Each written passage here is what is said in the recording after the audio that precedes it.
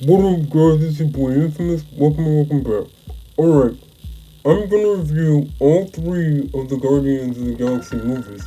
Okay, normally my typical review I go like detail to detail and like speed it up a little bit, but since I don't really got time to be doing all that, I thought I might as well just like give you a brief summary of the plot and the whole storyline and everything else, and give my commentary after that.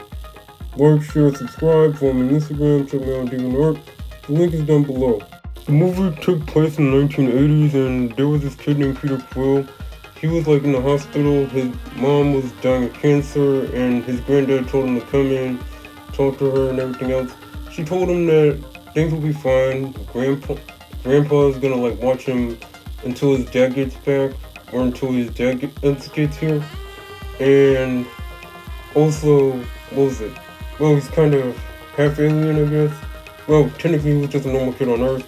Anywho, like, his mom told him to grab his hand, he didn't, and she kind of passed out and died. He freaked out, he was upset and crying, and he kind of, like, went outside the hospital, and he got abducted by Yondu and the Ravagers. Years later, what was it? Peter Quill became, like, I guess a space pirate with the Ravagers. The Ravagers are pretty much a group of, like, intergalactic space pirates slash bounty hunters. It kind of gives us like a Wild West vibe. Anywho, like in present day, Peter Quill is kind of like traveling to some planet to get like some little precious ore from like an old from an old temple of an abandoned planet. Then Korath is working for Ronan the Accuser. He's pretty much this Kree guy. The Kree are pretty much are like these race of blue people. There was like some sort of intergalactic conflict, and Korath was like sent to retrieve that orb, but Peter like got the orb and everything else. We got like a little awesome fight scene and a little cool chase montage. After that, Peter was like in his ship flying into space, and he also had like a little side piece going on.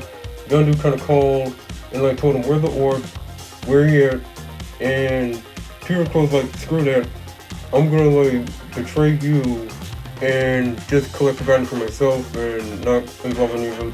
Yondu pretty much put a bounty on him for like 40,000 units, pretty much equivalent. I guess it's like their version of like $1 million, I guess. Anywho, we go to Xandar. Pretty much Xandar is like this, I guess, diverse city of people. There's this like police force called the Nova, and we get to like meet the rest of the crew. Let's see.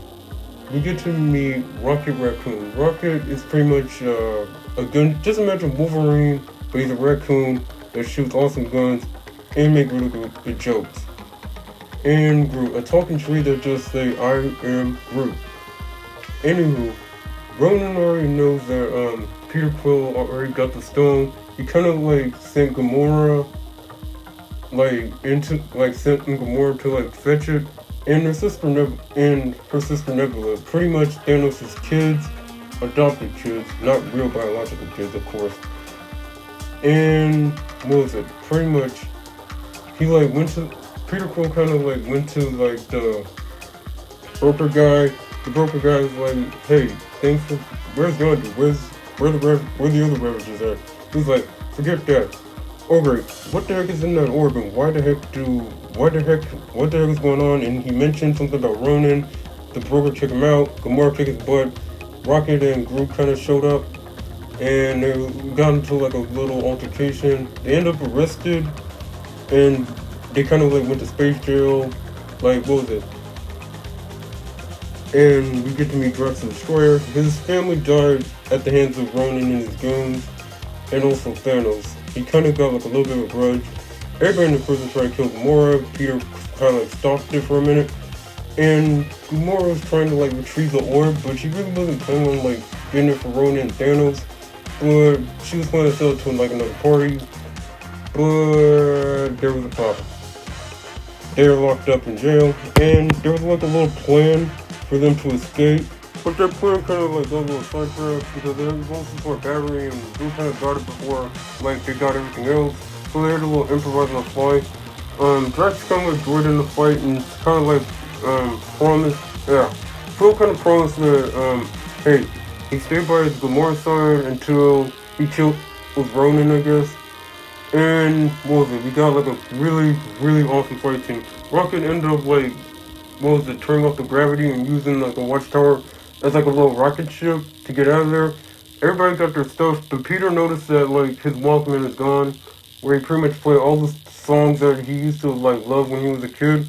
So he went and go get it, and what was it? He told like the others to like, hey, go to my spaceship, the Milano, blue and what was it, blue and orange, I guess. And it's kind of what was it? And knowing that he did like knock it off, he kind of like knocked, crap. He knocked the guy in the head and pretty much flew out of there with rocket jets. Definitely pulling on Iron Man. And what was it? They're pretty much like talking on the ship, arguing a little bit, and they went to nowhere, pretty much ahead of Celestial Beam, where pretty much like criminals and outlaws kind of like there ain't no laws there. Like they get to do whatever and whatever. And in the meantime, while they're like waiting for like Gamora's contact or like she's trying to slowly work to like this guy. In the meanwhile, Rocket, Groot, and Drax were like getting drunk and getting lit, like betting on some sports or I don't know, some sort of animal, something. And Peter and Gamora kind of like, I forgot his name is Star-Lord, but anywho, they kind of like had like a little heart to heart. We found out Gamora's like family was killed by Thanos, trying to living weapon, everything else. And knowing that they were like having like a little passionate moment when Peter was like showing her like the Walkman and like why he rescued it and everything else. And they were about to kiss, but that got interrupted when Rocket and Drax kind of like got into like a little fight though. And the Collector's minion kind of like told them, hey, my boss wants to see y'all, come on in.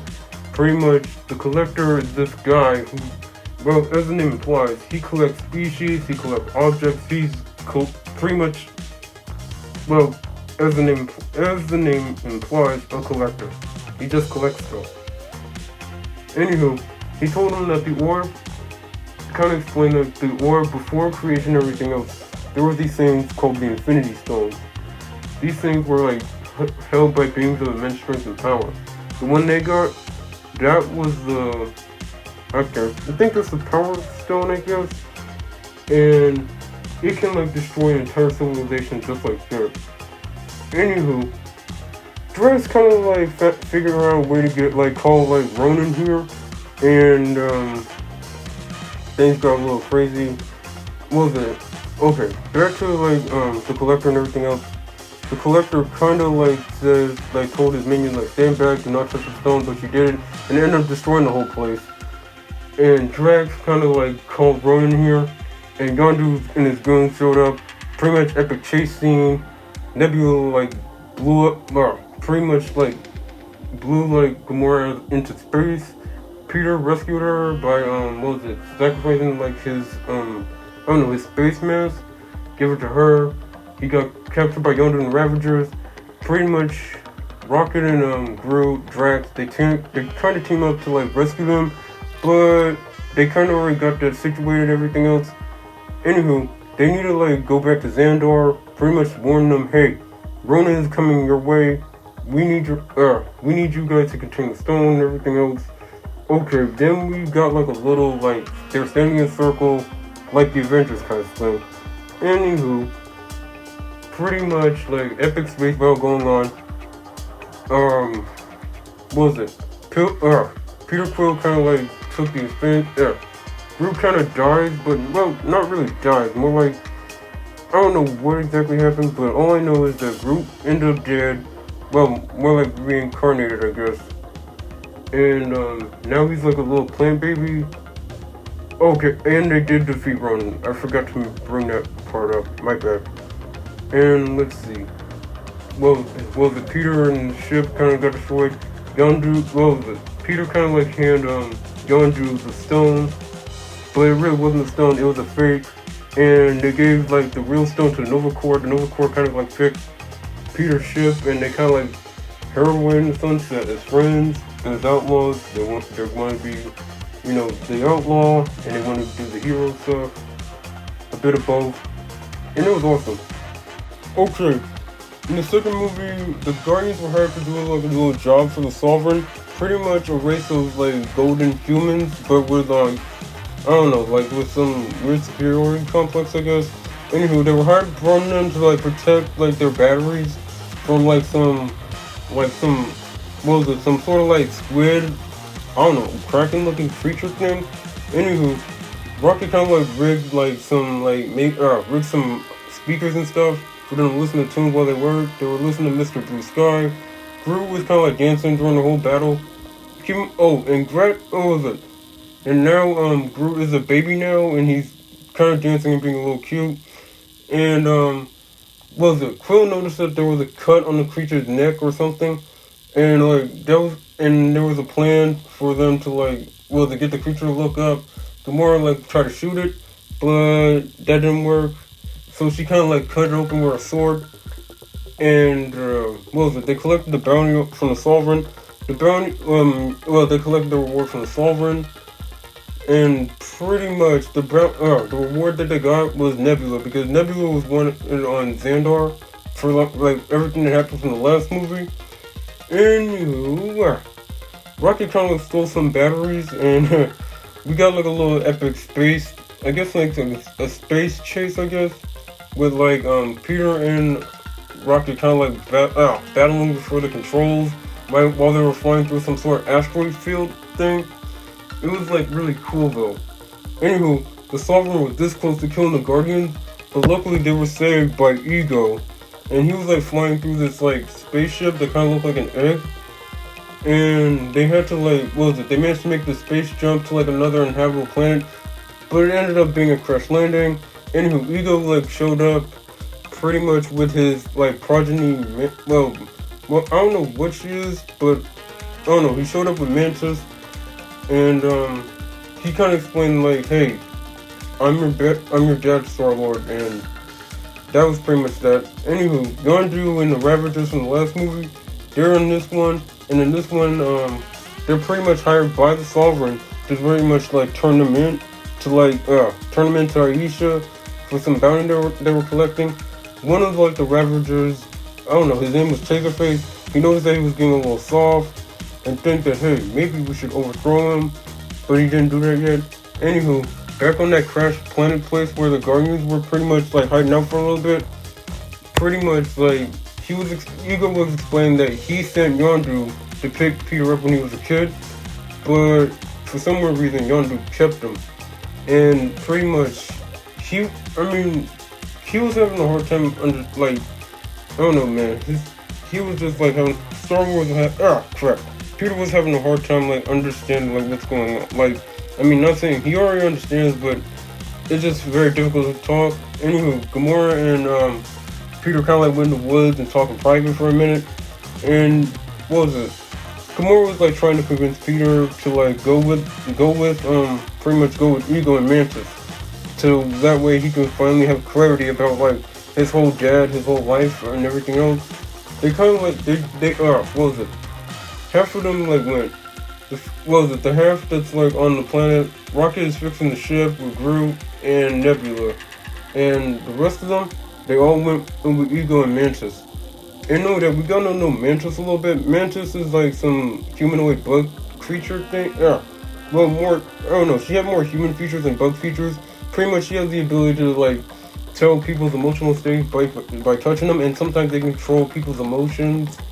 It's kind of like telepathy. Anywho, things got a little embarrassing after a minute. And what was it? Rocket was having a field day messing with the Ravagers, because the Ravagers found out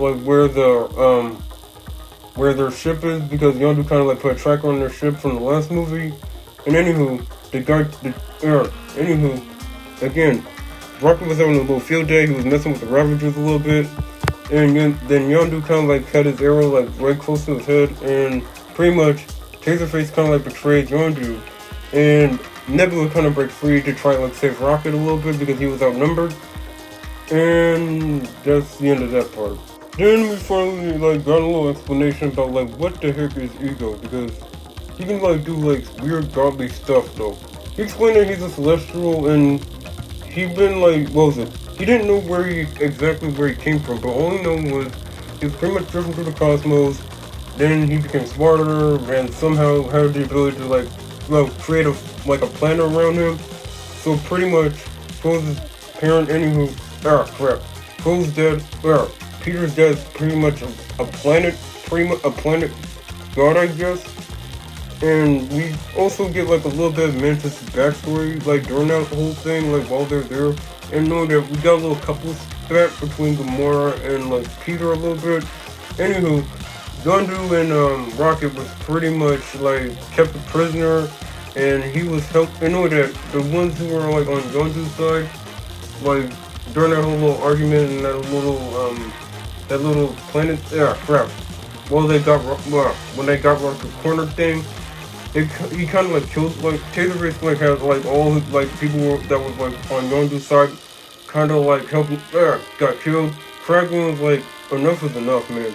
Anywho, what was it? They pretty much used Groot. The Ravagers kind of like used like Groot as like a little mascot. Anywho, they needed Groot's, like baby Groot's help to like help them bust out. Okay, we got a little funny montage. That was awesome. And with that, Yondu got his fin fixed, whatever. Got a new fin on his head, and now he killed like all the other Ravagers. It was a pretty awesome sequence. Anyway, Franklin kind of like joined in and everything else. And only that, Nebula and Gamora kind of like fight it out, kind of like had a little heart to heart and everything else. And in knowing that they discovered bones of like a bunch of people, Gamora was like, "Hey, Mantis, who the heck are y'all? And why the heck are these bones here?"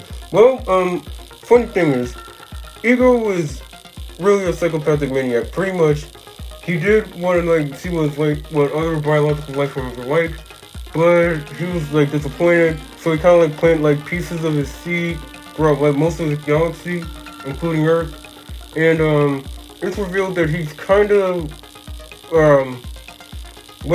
he killed Peter's mom. She was responsible for like her having that tumor in the first place, and Peter kind of like got mad. And what was it? Epic like space battle fight. Yondu and Rocket kind of like see eye to eye a little bit, and what was it? Mantis like used her empathic abilities or whatever, and kind of like put like Yondu's Ego's asleep for a little bit, for like them to get to his core, because in order to defeat him, they had to get to the core. They were like this close, but the Sovereign kind of like caught up to them. Epic space battle, also really cool though. And not only that, what was it? Star-Lord like used his like celestial powers for the first time, I guess. Well, crap. And pretty much like a son versus father fight. It was really cool though. Anywho, they destroyed the planet and they all managed to get off it, but Yondu kind of like died trying to like save Quill, and we had like a little awesome funeral for Yondu though, like in space. It was awesome. In this movie, we finally figured out who created Rocket Raccoon in the first place. The guy that was responsible for giving Rocket his cybernetic enhancement and high intelligence in the first place was a guy named the High Evolutionary. Pretty much, he's your typical normal mad scientist. He's really nuts. He's really just, okay, anywho, for like thousands of years, he's been like trying to like perfect the universe. He's trying to like create the perfect species and the perfect society. And Rocket was one of those attempts to create a perfect species in society. He was back in '9. They pretty much, again, what was it, the cybernetic enhancement and everything else. And not only that, in this, we also found out that where like Rocket actually came from, and also like he had friends, like he had like there was a cybernetic walrus, a cybernetic otter, and an albino bunny with some with some spider webs, I guess. Anywho, what was it? The High Evolutionary's plan. Well, there was this thing that kind of helped him with said plan. There was like this little gas chamber thing, where like it can like guard like a species, an organism's evolution. Like it can evolve like any animal or whatever, and it can guide it through evolution without actually going through the process. Okay, I'll probably explain the process later. The point is, anywho, with that machine, it worked, but here's the problem. The problem was, the machine, was that every time, he brings a creature in, and it mutated and everything else, it always go violent. It was supposed to be peaceful like Rocket and all the other experiments, but some odd reason it's not catching on. The Rocket figured out there was some sort of cytoplasmic protein filtration thing, whatever it was, and pretty much the High Evolutionary was baffled, and he was like, okay.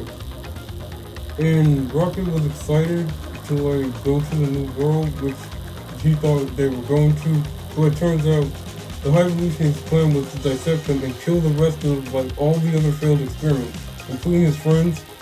Rocket made a little key and kind of got Mila out. What was it? One of Rocket's friends, and she ended up getting killed. And High Evolutionary killed her. And Rocket got mad and attacked his face, scratched his whole face off and everything else.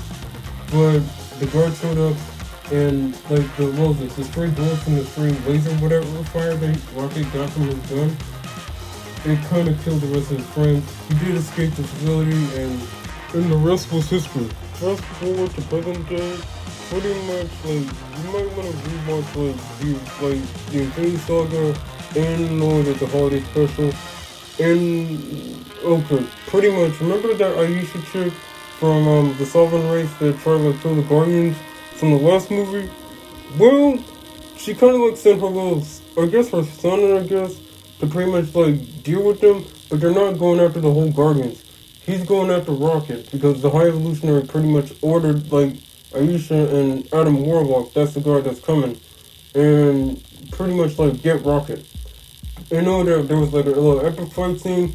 In the end, Rocket kind of got hurt, and Nebula found out that there was this place called Orgocorp where they pretty much have an instruction manual on how to fix Rocket, because they found out Rocket had a little kill switch in his heart, and if anyone tried to operate on him, he'll die, and if they don't find the thing, he'll die.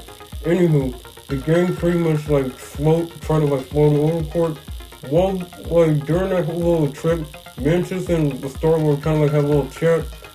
Mantis pointed out the fact that Peter still has family back home. He still has his grandpa, and he never even visited them after all these years, or any of those years. Anywho, the Ravagers the Ravager crew kind of came in and boarded their ship, and Nebula kind of made a deal with Gamora about the whole thing, that she promised her 1,000 units for her to help her over and everything else. And we got into Orgocorp, and by the way, Orgocorp is run by the High Evolutionary. It's pretty much a front for his business. Pretty much, he sells surgical robot, cybernetic enhancements, genetic enhancements, pretty much crazy stuff like that. Anywho, they managed to get some of the things that they needed to fix Rocket, but there was one problem. They also needed to get another thing. And that other thing was some sort of drive or something, some sort of mechanical piece. And that mechanical piece is inside one of the High Evolutionary goons. So they pretty much go where the High Evolutionary is on Half-World, where pretty much where Rocket everyone thought Rocket came from, but he really wasn't there. Anywho, they made it there, and pretty much that world looked like Earth from the 80s. They kind of got a kind of trouble with the native people, I guess. And, I'm gonna say, point is, pretty much, the High Evolutionary, Rocket and, Star-Lord and Nebula kind of went to go see the High Evolutionary in his tower. And pretty much the whole thing was a distraction for for High Evolutionary to get Rocket. But the Gamora kind of defend him, protect him a little bit. Anywho, we also get an awesome, it turns out High Evolutionary was working on a new experiment, new everything, and the reason why they need Rocket is because he was again, Rocket was the smartest thing they can get. And he's trying to get his brain, or analyze his brain and transfer it to his new species or whatever he made. and pretty much, well, there's like a little problem with communication. Rocket ended up okay, and we get like an awesome like fight scene.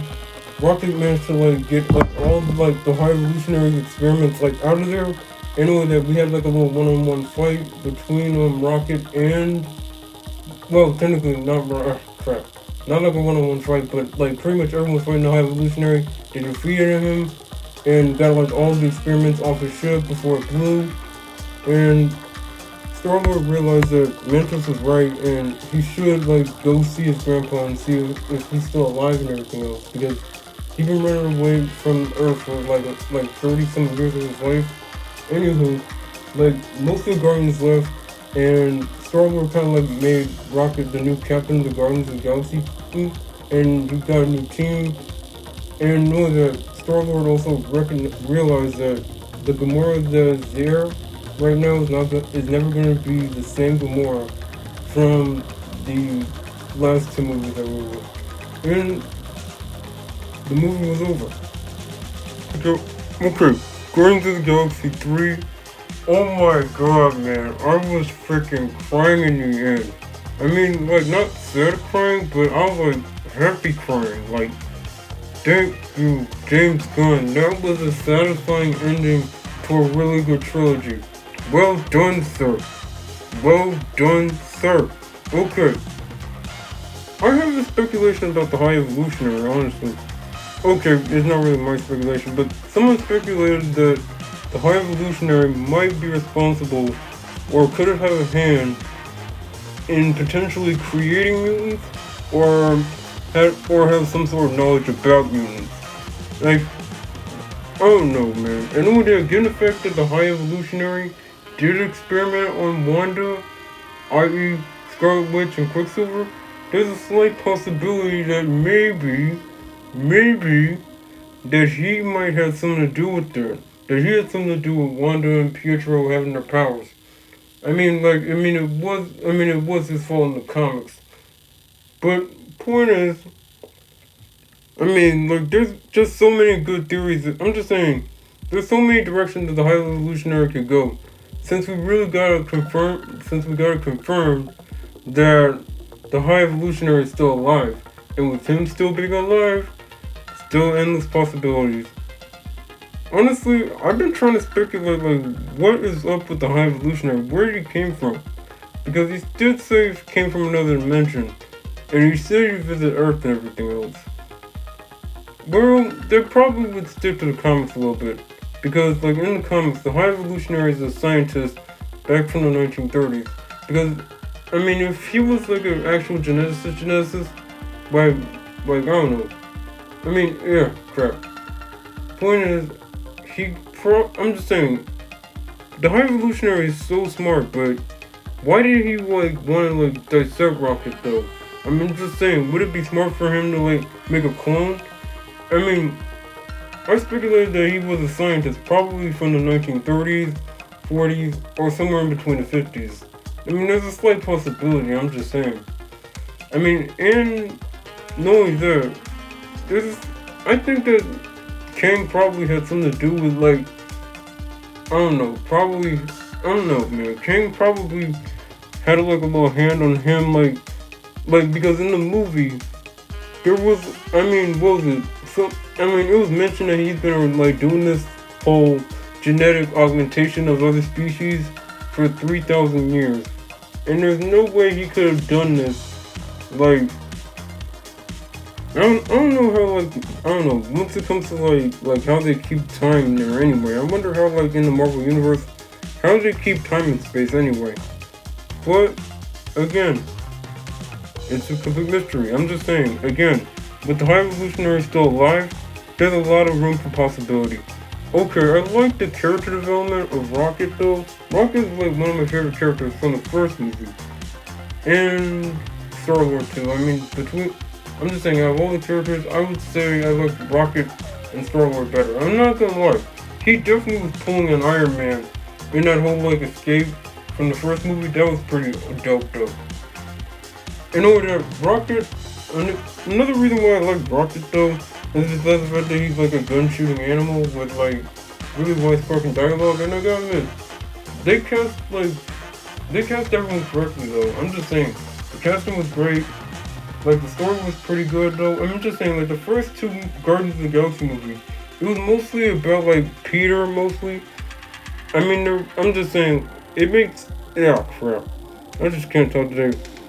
Point is, all I'm just saying, when I first watched the first Guardians of the Galaxy movie, I mean I liked it. It was pretty good, and I watched it like 1,000 freaking times. Second one, it could. Well, I gotta admit, I mean it wasn't bad or anything. It's just like in between. I mean, you can never outdo the first movie.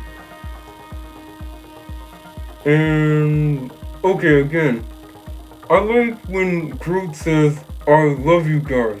Finally, finally, we actually get to hear Groot say more than just "I am Groot." I mean, I know that Groot just said "We are Groot" from the first movie, but I mean, it was nice to hear that again, though. I mean, I'm just saying it was nice to hear. I'm glad that Mantis and Gamora kind of like brought up the fact that Peter had like a whole spaceship, and he could have just like gone back to Earth and try to like see his grandpa again. But I'm glad they finally addressed that though. I'm just saying like, hold on, he's a space adventurer. He's been doing this for years, but it never occurred to him to still like go back to his grandpa. I'm glad that they did that though. Hopefully like he'll come back to being Star-Lord and Captain again. I mean I don't want crap. Point is, that was like a really good like move though. For Star-Lord to like see his grandparents or see his relatives again after like 30 something years. That would be good though. And hopefully we get like at least a Gamora, I don't know, mini-series or at least a Disney Plus show. I'm just saying, with this version of Gamora, we could probably get like more cooler adventures and everything else, you know? And I like how they kind of like handled like how Star-Lord's kind of like processing that Gamora is not the Gamora from the other timeline. But I mean it was heartbreaking. I gotta admit it was. It broke my heart a little bit, but I mean it was necessary though. And I gotta admit, Dave Bautista, he's still funny, and I love the dance sequence in the end of the whole movie. Like finally, you get like an awesome little dance thing. I mean, I know the dancing was a quilt thing, but now it became an everybody thing. Which shows how much impact that Star-Lord had on like all the characters in the series though. Okay, I remember there used to be like a whole freaking war over like which was cuter, Baby Groot or Baby Yoda. I mean, on one hand, I do love Baby Groot. Like, Baby Groot is so adorable. On the one hand, Baby Yoda is just as adorable. I mean, with him, I'm just saying, okay, I should really do a review on The Mandalorian. I really need to rewatch the show. But the point is, I love Baby Groot. Baby Groot was so adorable in the second movie, though. And all that, especially when it comes to dancing in Mr. Blue Sky. And all that, I caught like a couple Easter eggs and references throughout most of the movie. In the last in the post-credit scene, they played "Come and Get Your Love" by Redbone. That was like the first song that was played like in the Guardians trilogy. That was a good way to like end everything else off. And all that, there was like a couple callbacks to like the Christmas special. That what was it? Drax was being petty about I don't know, some chips, some space chips, whatever. That was really cool though. And I like how Peter kind of give us like a little recap on like how like everything else happened with like Gamora, like the original Gamora being dead, and now she's brought back with this version of Gamora. That was pretty cool though. And I love the fact that they brought, okay, I forgot the guy who played Yondu, but I'm glad that he showed up in Guardians of the Galaxy 3 as like a little, like I don't know, like a little dead spirit ghost to help Kraglin like focus and realize that, hey, it's not in the head, it's the heart. Which was pretty much like a nod from the last movie. That was like a really good nod from that one. And I gotta admit though, and I knew that Rocket would be like, honestly in my opinion, Rocket would make a great captain of the Guardians of the Galaxy. I'm just saying, like, out of all the characters to be like the next one in charge, I would say Rocket. Okay, I would say Gamora, then Rocket. Well, at this point, Rocket would be second. I'm just saying. Alright, personal review of all three of the movies. Okay, on a 1 to 10 scale, I would definitely give like the first movie. When I first watched it, I would give it. I'm just saying, if I had my channel back then when I first, well, I wasn't old enough yet, but I'm just saying, if I did have my channel back then, I'll probably rate it at least, at first, I would say, it was average. Okay, let's be honest, it wasn't average, but, well, technically, I had a lot of favorite Marvel movies. But the point is, alright, fine. Pretty much, first one, solid, I would say at least solid 6.5. Okay, second movie, okay, Kurt Russell with the star power and the Easter egg and with Sylvester Stallone, I would give it like at least, okay, it's still at the same, I would say at least a solid 7 at that point. But for the last movie, the third one, the last and final one, that is an automatic 10, man. James Gunn, this is gotta be the best work you got, man. Alright, I had my fun. Like, share, and subscribe. Follow me on Instagram. Check me out on DeviantArt. Links to everything down below. And guys, by you guys liking, sharing, and subscribing, you guys are pretty much helping me get my name out there. I'm trying to make a name for myself, you know? Alright. M3 Boy, out.